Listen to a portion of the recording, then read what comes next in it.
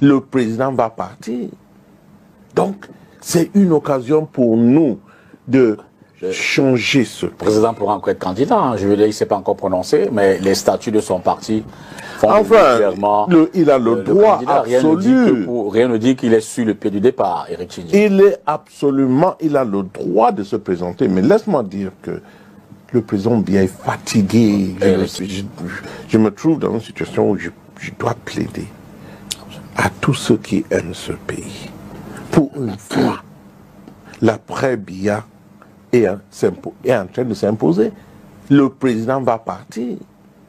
Donc, c'est une occasion pour nous de changer ce... Le président pourra encore être candidat, hein. Je veux dire, il ne s'est pas encore prononcé, mais les statuts de son parti font clairement... il a le droit absolu. Rien ne dit qu'il est sur le pied du départ, Éric Tchindjé. Il a le droit de se présenter, mais laisse-moi dire que le président Biya est fatigué, je le sais. Je le vois, oh là là, mais c'est ce qui me désole, qu'on ne peut pas dire des vérités aussi évidentes. Le président Biya est fatigué. Vous avez un collaborateur, bon, je vous laisse poursuivre. Oui, laissez-moi dire que le président Biya est fatigué. J'espère qu'il ne va pas se présenter, c'est pas mon choix. C'est le RDPC qui va prendre cette décision. Mais moi, Éric Tchindjé, j'espère que le président Biya, que j'aime beaucoup, ne va pas se présenter. Est-ce que vous avez les éléments pour porter... Vous savez, hein, le président est venu à Washington quand j'étais là. Et là, le monde entier a vu que c'est un vieux monsieur fatigué. Éric Tchindjé. Le monde entier a vu. Je n'invente rien, petit frère du Pitatongo. Oui, cher aîné, cher grand frère. Oui, je n'invente rien. Le président est fatigué.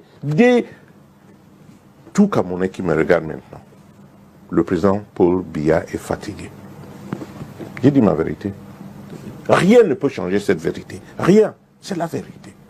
Donc il est temps de chercher, je dis au RDPC, de chercher un candidat. J'aimerais que le RDPC cherche un candidat anglophone qui peut imposer un autre système. C'est pas un système. Mais il est d'abord camerounais. Et puis, il peut imposer un autre système de gestion. C'est tout ce que je veux. Vous pensez à quelqu'un de particulier? Non, pas du tout. Éric Tchindjé, journaliste camerounais respecté, semble exprimer une vision stratégique pour l'avenir du Cameroun. Dans cette déclaration, il met en avant plusieurs points cruciaux, notamment la fatigue du président Biya. Étant au pouvoir depuis 1982, Paul Biya est l'un des dirigeants les plus anciens du monde. Tchindjé semble suggérer que son âge avancé et ses années de service appellent à une transition inévitable pour assurer une continuité stable. La nécessité d'un après-Biya bien structuré. Tchindjé souligne là l'importance de préparer cette transition, notamment au sein du RDPC, afin d'éviter des turbulences politiques. Tchindjé également parle d'un candidat anglophone pour poursuivre les œuvres du régime actuel. Cette proposition est significative dans un contexte où la crise anglophone a exacerbé les tensions dans le pays. Promouvoir un candidat anglophone pourrait être une démarche symbolique et politique visant à apaiser une partie des frustrations historiques et à renforcer l'unité nationale. Maintenant, dans l'analyse critique, le contexte sociopolitique du Cameroun, la crise anglophone et les revendications d'une meilleure représentativité des anglophones au sein de l'appareil gouvernemental rendent cette idée pertinente. Cependant, un tel candidat devra incarner des réformes profondes pour rallier l'ensemble des Camerounais. En deux, la continuité des œuvres du RDPC. Certains Camerounais pourraient être susceptibles quant à la continuité d'un système souvent critiqué pour sa gouvernance. Cela soulève des questions sur la volonté de réforme réelle. En somme, cette déclaration invite à une réflexion approfondie sur l'avenir du Cameroun et les mécanismes à mettre en place pour une transition politique inclusive. Mais maintenant, de façon personnelle, est-ce que cette position d'Eric Tchindjé cache le compromis et le positionnement? Pourquoi est-ce que nous nous posons cette question? Parce que à un moment donné, dans la diaspora, il s'est présenté comme un exilé. C'est-à-dire quelqu'un que s'il retourne au Cameroun, il aurait toutes les difficultés à circuler librement. Mais curieusement, on lui retrouve au Cameroun et sur les plateaux de télévision et en train de tenir un discours qui ne reflète pas véritablement ce qu'on attend de lui.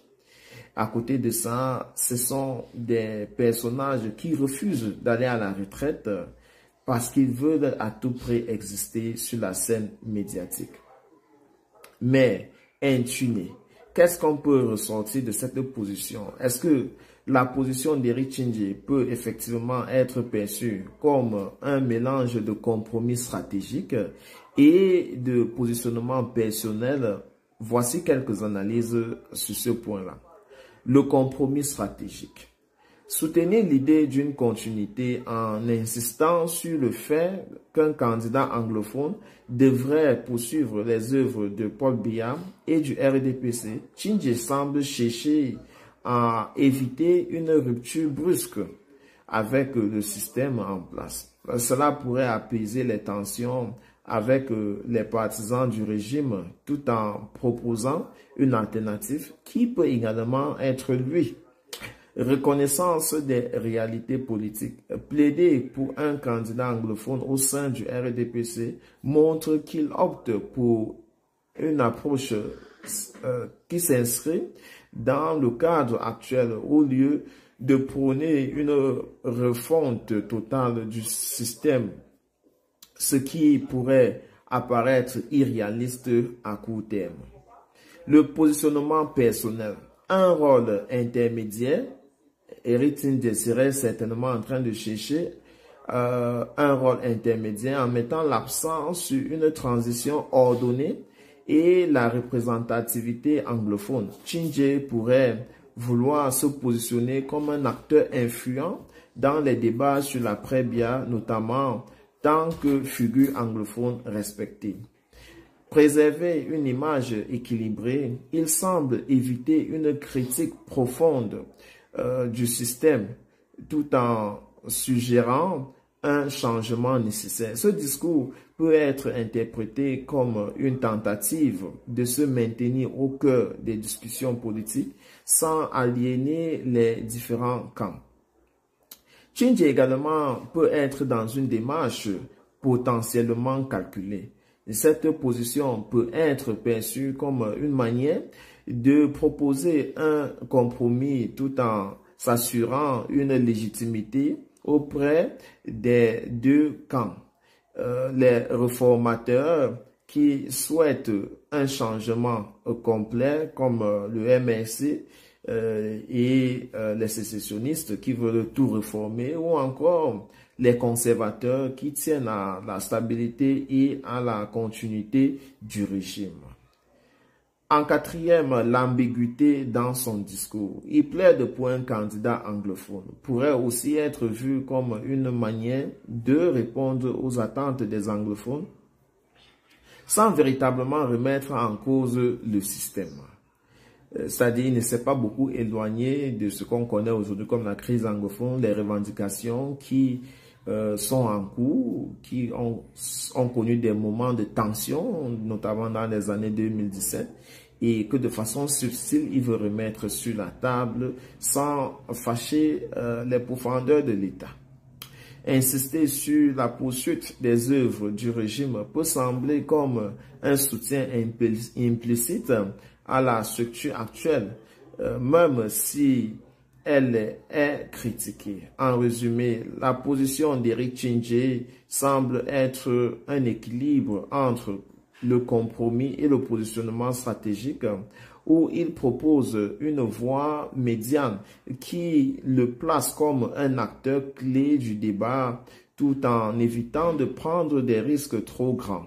Cela soulève des interrogations sur ses véritables intentions.